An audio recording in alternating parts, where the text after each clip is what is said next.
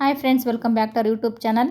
Friends, ನಾನಿವತ್ತು 8ನೇ ತರಗತಿಯ ಸಮಾಜ ವಿಜ್ಞಾನ ಭಾಗ 1ರ ರಿವಿಷನ್ ಮಾಡ್ತಾ ಇದ್ದೆ. ಸೊ ನಾನು ಈ ಒಂದು ಬುಕ್ಸ್ನ ರಿವಿಷನ್ ಮಾಡೋಕ್ಕಿಂತ ಮುಂಚೆ ಸ್ವಲ್ಪ ಪಾಯಿಂಟ್ಸ್ನೆಲ್ಲ ನೋಡಿದೆ. ಅವಾಗೆಲ್ಲ ನಾನು ಪಾಯಿಂಟ್ಸ್ ಮಾಡಿ ಸ್ಟಡಿ ಮಾಡಿದ್ನಲ್ವ, ಎಷ್ಟು ನನಗೆ ಈಸಿ ಅನ್ನಿಸ್ತು ಅಂತ ಈ ಒಂದು ವಿಡಿಯೋದಲ್ಲಿ ಶೇರ್ ಮಾಡ್ತಾ ಇದ್ದೀನಿ. ಯಾಕಂದರೆ ನಾನು ನೋಡಿದ ತಕ್ಷಣ ಯಾವ್ಯಾವ ಪೇಜಲ್ಲಿ ನಾನು ಏನೇನು ಅಂಡರ್ಲೈನ್ ಮಾಡಿದ್ದೀನಿ, ಯಾವ ಟೈಮಲ್ಲಿ ಮಾಡಿದ್ದೀನಿ, ಮತ್ತು ಮಾಡಬೇಕಾದ್ರೆ ನಾನು ಕೆಲವೊಂದು ಇಂಪಾರ್ಟೆಂಟ್ ಅಂತ ನಿಮಗೆ ಕಾಣಿಸ್ತಾ ಇದೆ ನೋಡಿ, ರೆಡ್ ಪೆನ್ನಲ್ಲಿ ನಾನು ಇಂಪಾರ್ಟೆಂಟ್ ಅಂತ ಸೈಡಲ್ಲಿ ಹಾಕಿದ್ದೀನಿ. ಹಾಗೆ ಇದು ಎಷ್ಟೆಷ್ಟು ಮಾರ್ಕ್ಸಿಗೆ ಕೇಳ್ಬೋದು ಅಂತ ನಾನು ಗೆಸ್ ಮಾಡಿಬಿಟ್ಟು ಈ ಥರ ಎಲ್ಲ ಪಾಯಿಂಟ್ಸ್ನ ಮಾಡ್ಕೊಂಡು ನಾವು ಸ್ಟಡಿ ಮಾಡಿದರೆ ತುಂಬ ಈಸಿಯಾಗಿ ಅಭ್ಯಾಸನ ಮಾಡ್ಬೋದು. ಹಾಗೆ ಇನ್ನೊಂದು ಹೆಂಗೆ ಗೊತ್ತಾ, ನಾನು ಇಲ್ಲಿ ಜಗತ್ತಿನ ಕೆಲವು ನಾಗರಿಕತೆಗಳು ಇದಾವಲ್ವ ಪಾಠ, ಆ ಒಂದು ಚಾಪ್ಟರ್ನ ಓದ್ಬೇಕಾದ್ರೆ ನಾನು ಈ ಥರ ಸ್ಟಡಿ ಮಾಡಿದ್ದೆ. ಸೊ ಇದಂತೂ ತುಂಬ ಇಂಪಾರ್ಟೆಂಟ್. ಇದರಲ್ಲಿ 1-2 ಮಲ್ಟಿಪಲ್ ಚಾಯ್ಸ್ ಕ್ವಶನ್ ಕೇಳ್ತಾರೆ. ಅದೇ ಥರ ಒಂದು 4 ಮಾರ್ಕ್ಸಿಗಂತೂ ಇದು ರೈಟಿಂಗ್ ಕ್ವಶನ್ ಬರುತ್ತೆ. ಇದರಲ್ಲಿ ಏನು ಕ್ವಶನ್ ಕೇಳ್ಬೋದಪ್ಪ ಅಂತ ಅಂದ್ಕೊಂಡ್ರೆ, ನಾವು ಹಿಂದಿನ ಕ್ವಶನ್ ಪೇಪರ್ ನೋಡಿದಾಗ ಈ ಪಿರಮಿಡ್ಗಳ ಬಗ್ಗೆ ಟಿಪ್ಪಣಿ ಬರೆಯಿರಿ ಈಜಿಪ್ಟ್ ನಾಗರಿಕತೆಯಲ್ಲಿ ಅಂತ ಕೇಳಿದರು.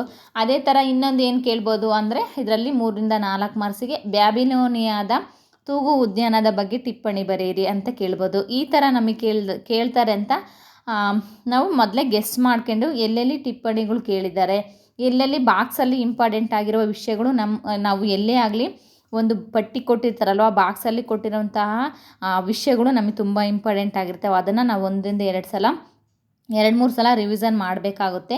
ಸೊ ಈ ಥರ ಆ ಒಂದು ನಾಗರಿಕತೆಗಳಲ್ಲಿ ಈಗ ಬ್ಯಾಬಿಲೋನಿಯಾದ ತೂಗು ಉದ್ಯಾನದ ಬಗ್ಗೆ ಟಿಪ್ಪಣಿ ಬರೆಯಿರಿ, ಅಥವಾ ಹಾಗೆ ಹಮ್ಮುರಬಿ ಕಾನೂನು ಸಂಹಿತೆಯನ್ನು ವಿವರಿಸಿ, ಈ ಥರ ಕೇಳ್ತಾರೆ ಇದರಲ್ಲಿ 1-2-3 ಬಾರಿ. ಮತ್ತು ಹೋದ ಸಲ ಕೇಳಿದರು ಮಮ್ಮಿಗಳನ್ನು ಹೇಗೆ ಸಂರಕ್ಷಿಸಲಾಗುತ್ತಿತ್ತು, ಮತ್ತು ಪಿರಮಿಡ್ಗಳ ಬಗ್ಗೆ ಟಿಪ್ಪಣಿ ಬರೆಯಿರಿ, ಮತ್ತು ಸೊ ಹಂಗಾಗಿ ಈ ಒಂದು ಜಗತ್ತಿನ ನಾಗರಿಕತೆಗಳಲ್ಲಿ ಏನಿಲ್ಲ ಅಂದ್ರೂ 4 ಮಾರ್ಕ್ಸ್ ನಮಗೆ ಬಂದುಬಿಡುತ್ತೆ.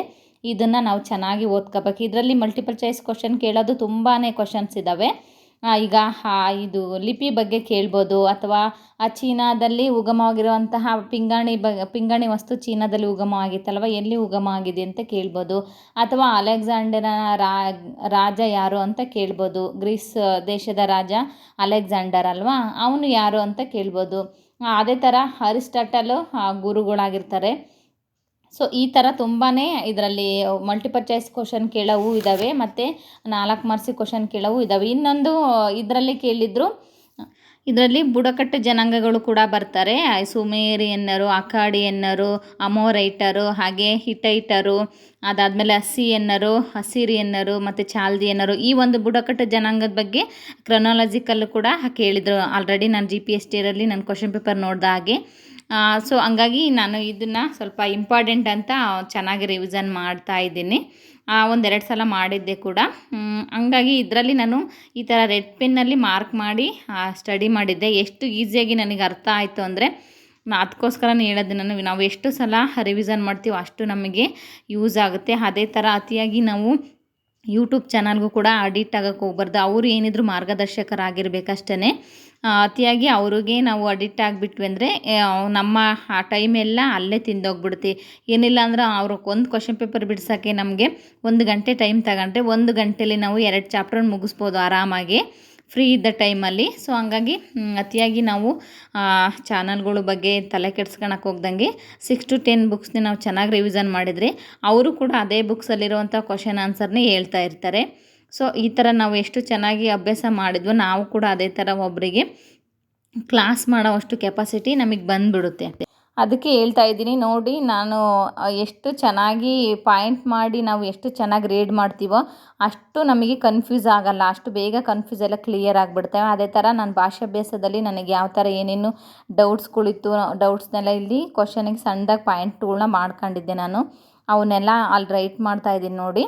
ಅದನ್ನೆಲ್ಲ ಸ್ಟಡಿ ಇದರಲ್ಲಿ ಬಂದಿತ್ತು ಅಂತ ನನಗೆ ಪಕ್ಕ ಗೊತ್ತಾಗ್ಬಿಡುತ್ತೆ. ಆಮೇಲೆ ಭಾಷಾಭ್ಯಾಸದಲ್ಲಿರುವಂಥ ಒಂದು ಇವು ಡ್ಯಾಶಸ್ ಕೊಟ್ಟಿರ್ತಾರಲ್ಲ, ಅವನ್ನು ಕೂಡ ನಾನು ಕ್ಲಿಯರಾಗಿ ಬಿಡಿಸ್ಕೊಂಡೆ ಅಂದರೆ ಅದು ಪೂರ್ತಿ ಒಂದು ಚಾಪ್ಟ್ರು ಆರಾಮಾಗಿ ನನಗೆ ತಲೆಯಲ್ಲಿ ನೆನಪಿರುತ್ತೆ. ಅದರಲ್ಲಿ ಎಲ್ಲೇ ಕೇಳಿದ್ರು ಕೂಡ ನಾವು ಬರೆಯೋ ಒಂದು ಕೆಪಾಸಿಟಿನ ಬೆಳೆಸ್ಕೊಳ್ತೀವಿ.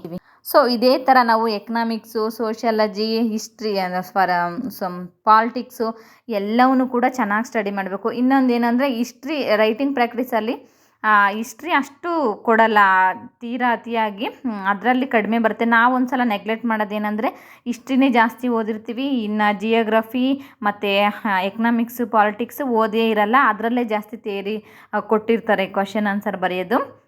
ಹಂಗಾಗಿ ಅವಕ್ಕೂ ಕೂಡ ತುಂಬ ಚೆನ್ನಾಗಿ ಪ್ರಿಫರೆನ್ಸ್ ಕೊಡಬೇಕಾಗುತ್ತೆ. ಹೋದ ಸಲ ಎಲ್ಲ ಮಾಡಿರೋದು ಅದೇ ತಪ್ಪು, ಬರೀ ಹಿಸ್ಟ್ರಿನೇ ತಿರ್ಗಾ ಓದಿದ್ದು, ಆಮೇಲೆ ಯುದ್ಧಗಳ ಪರಿಣಾಮ ಕಾರಣ ಇವಕ್ಕೆ ನಾವು ಜಾಸ್ತಿ ಟೈಮ್ ಕೊಟ್ಟಾಗ ಅವೆಲ್ಲ ಉಳಿದ್ಬಿಡ್ತವೆ. ಬಿಡು ಅದೇನು ಕೇಳಲ್ಲ ಅಂತ ಅದನ್ನು ನೆಗ್ಲೆಕ್ಟ್ ಮಾಡಿದ್ವಿ ಅಂದರೆ ಜಾಸ್ತಿ ಕೇಳೋದೇ ಅಲ್ಲಿ ಬ್ಯಾಂಕಿಂಗ್ ವ್ಯವಸ್ಥೆ ಬಗ್ಗೆ ಬಂದಿರ್ಬೋದು, ಅಥವಾ ಸಮಾಜಶಾಸ್ತ್ರದಲ್ಲಿ ಸಂಘ ಸಂಸ್ಥೆಗಳ ಬಗ್ಗೆ ಕೇಳ್ತಾರೆ, ಪಾಲಿಟಿಕ್ಸಲ್ಲಿ ಕಾನ್ಸ್ಟಿಟ್ಯೂಷನ್ ಬಗ್ಗೆ ಕೇಳ್ತಾರೆ. ಈ ಥರ ಓದೋಕ್ಕಂತೂ ತುಂಬಾ ವಿಷಯಗಳಿದ್ದಾವೆ, ನಾವು ಎಷ್ಟು ಓದಿದ್ರು ಕೂಡ ಸಾಲಲ್ಲ. ಅದಕ್ಕೋಸ್ಕರ ಟೈಮ್ ಕೂಡ ತುಂಬಾ ಕಡಿಮೆ ಇದೆ.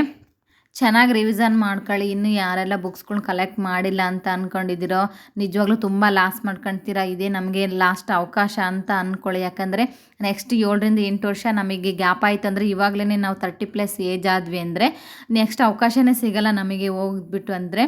ಸೊ ಮತ್ತು ಯಾವತ್ತೂ ಕೂಡ ಜೀವನದಲ್ಲಿ ನಾವು ಜಾಬ್ ತಗೊಳ್ತೀವಿ ಅಂತ ಆಸೆನೇ ಇರಲ್ಲ. ಸೊ ಈ ಸಲ ಓದ್ತಾ ಇದ್ದೀವ, ಚೆನ್ನಾಗಿ ಓದಬೇಕು. ನಿಜವಾಗ್ಲೂ ನಾನು ಈ ಸಲ ಜಾಬ್ ತಗೊಳ್ತೀನಿ ಅಂತ ಓದಿದರೆ ಮಾತ್ರ ಆಗುತ್ತೆ. ಆಮೇಲೆ ಸತತವಾಗಿ ಅಭ್ಯಾಸನ ಮಾಡಲೇಬೇಕಾಗುತ್ತೆ.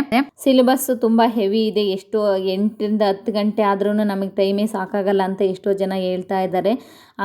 ಅದರಲ್ಲಿ ನಾವು ಫ್ಯಾಮಿಲಿ ಎಲ್ಲ ಮೇಂಟೈನ್ ಮಾಡ್ಕೊಂಡು ಟೈಮ್ ಕಡಿಮೆನೇ ಸಿಗುತ್ತೆ. ಸೊ ಈ ಸಲ ನಾವು ನೋಟಿಫಿಕೇಷನ್ಗಿಂತ ಮುಂಚೆನೇ ನಾವು ಎಲ್ಲ ಸಿಲೆಬಸ್ನ ಕವರ್ ಮಾಡಿದ್ವಿ ಅಂದರೆ ನೋಟಿಫಿಕೇಷನ್ ಆದಮೇಲೆ ರಿವಿಸನ್ ಮಾಡೋಕ್ಕೆ ತುಂಬ ಈಸಿ ಆಗುತ್ತೆ ಅಂತ ಹೇಳ್ತಾ, ಸೊ ಫ್ರೆಂಡ್ಸ್, ಈ ಒಂದು ವಿಡಿಯೋ ನಿಮಗೆ ತುಂಬಾ ಯೂಸ್ಫುಲ್ ಆಯಿತು ಅಂತ ಅನ್ಕೋತೀನಿ. ನಿಮಗೇನಾದರೂ ಯೂಸ್ ಆಯ್ತು ಅಂದರೆ ಈ ವಿಡಿಯೋ ನಿಮಗೆ ಲೈಕ್ ಮಾಡಿ ಫ್ರೆಂಡ್ಸ್, ಹಾಗೆ ಕಮೆಂಟ್ ಮಾಡಿ ಅಂತ ಹೇಳ್ತಾ ನೆಕ್ಸ್ಟ್ ವಿಡಿಯೋದಲ್ಲೇ ಸಿಗ್ತೀನಿ. ಬಾಯ್, ಟೇಕ್ ಕೇರ್.